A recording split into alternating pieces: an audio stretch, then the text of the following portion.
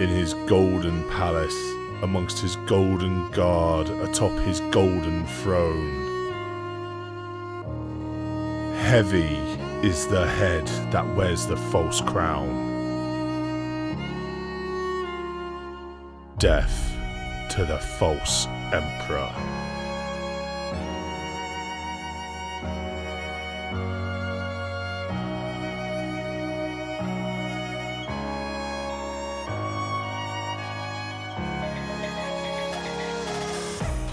What's going on, guys, and welcome back. I'm back! And hey, keep up that amazing work that you're doing at the moment, whether it be hobby related or not. Whatever you're working on, you got this, you can finish. I know you can do it. So, why the hell did I paint the entire Heresy box, except for the two Praetors, but I've got a plan for them later, and there just wasn't enough space for them, to be completely honest. So, it took me 22 hours and 13 minutes to assemble and convert the buggers, and then a further 37 hours and 25 minutes to paint them. That's nearly 3 days. 3 days. That's nearly 60 hours. So it all started here. Nice, fresh, clean canvas.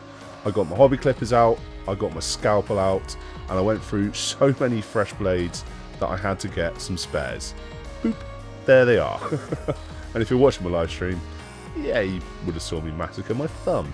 So now that we are opening the Age of Anxiety, the Box of Darkness, the thing I found with assembling these models was they're monoposed. It's very repetitive, it gets a little bit boring just assembling them. So I've got some YouTube on in the background, watching a bit of Netflix, a bit of Amazon Prime, just chilling and assembling. But the thing that I found as well was getting my 3D printer and printing out new parts just made it that bit more exciting. It almost felt like a multi-part kit once I started doing that, because even though they're all sort of looking the same or in similar stances, they've got that variety to them now. So just by swapping a few heads, a few backpack, a couple of arms, I found it was nice and easy. I even used bits from the old Heresy box, the Mark III Marines, just to give them that bit of variety, and I think that's all they really need. The basic bodies are fine, just get some different arms, heads, and a few different power packs on the backs. Right, well, I think it's time we get these assembled.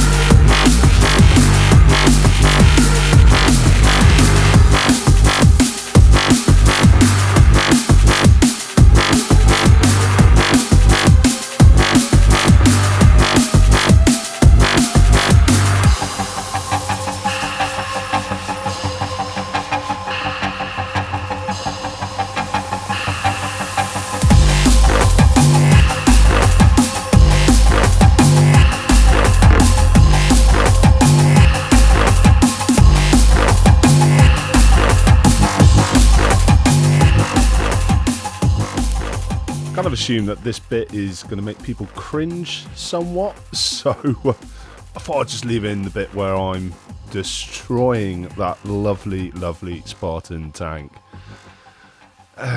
It hurt to do it, but I think it went really well with the effect that I got from it, because it looks like I wanted to have that drop pod coming in and smashing it, and just be careful with tools like this. That could have been a finger. So I want to make it look like this drop pod's come in and absolutely smashed it into the ground. So that's why I've removed that bottom part of the track, and then I've cut this part open. And then what I'm going to do as well is I'm going to get the tools go on a high power, high torque, and almost melt that plastic away to leave, so that later on we can paint it up to look like just molten metal, where it's just absolutely smashed it on impact.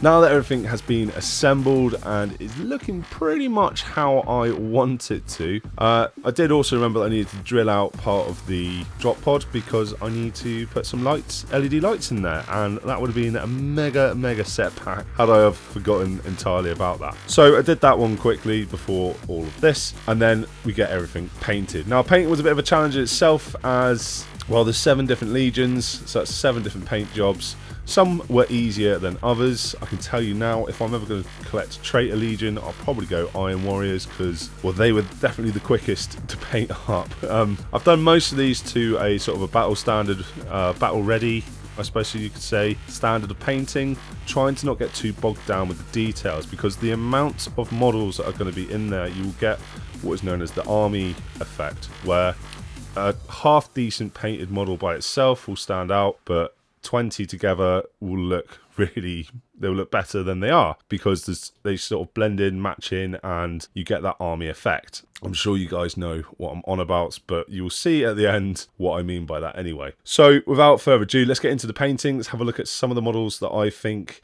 are a nice little standout point, and that I want to sort of concentrate on, instead of showing you all 40 hours of me painting. I'm not going to do that to you guys.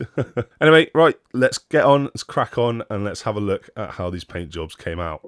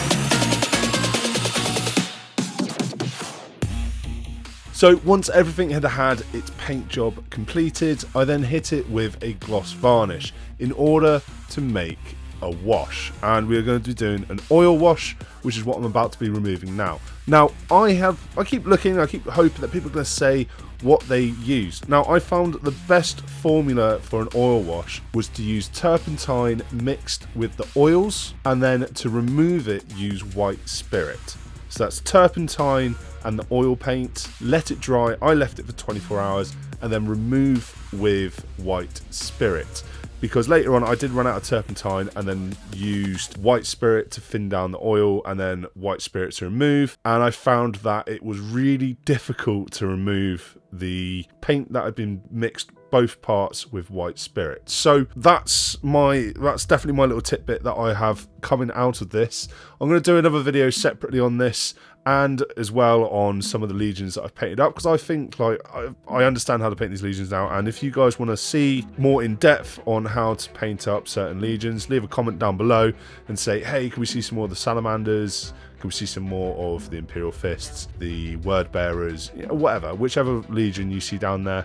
We'll put a vote up later and then we'll do that. But as I said, with the oil paints, I kept looking, no one was saying, everyone kept saying mineral spirits, and I just wanted to know which one. Was it turpentine, white spirit, methylated spirit, vodka? Like, you know, what are we doing here? So that's the formula that I found worked the best out of the two formulas that I used. And then afterwards, I hit everything with a matte varnish once I'd let it dry.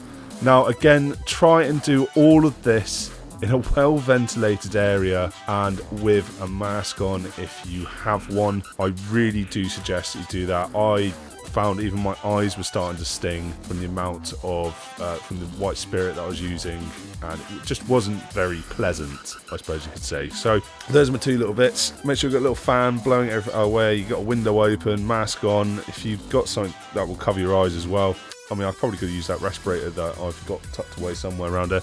So, you live, you learn, you don't do again. Well, sometimes you do it again, but...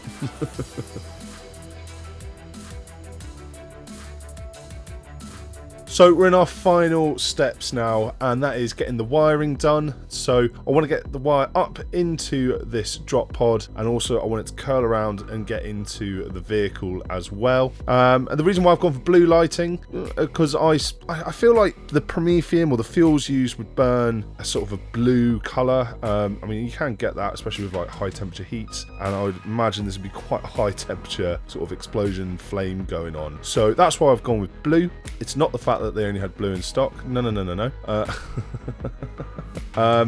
Once I've got that done, I need to then get everything secured down, and then we need to get our models on, and we need to sort of like choose where the points of interest are going to be as well. Obviously the vehicle and the drop pod are going to be a point of interest, and then our hill, not the cliff face but the hill on the right hand side there, that is going to be another point of interest, because that's going to be where I want the traitor legions with their breaching shields to sort of start forming a gun line against their brothers. And then I want obviously like where I've done the one of the Alpha Legion that is partway through transforming or like transmorphing, or I don't know, his armor's doing the whole reactive camo thing and going from Alpha Raven Guard to Alpha Legion. So I want him at the back of his brothers, about to, you know, the whole trust no one thing. I want the guys that I've got, the Alpha Legion again that I've got with the jump packs on. I want them coming down the cliff face, so I've just put some toothpicks in the back of them, and then I've stuck them pretty close to the wall so that you can't see the toothpick holding them up there. You've got to really be looking for it to find it, and that's pretty much it, guys. I've been wanting to build and make the Istvaan V Drop site massacre for a long time, and I hope you guys really enjoy what I have built for you here, and I really hope I've caught and captured that feeling of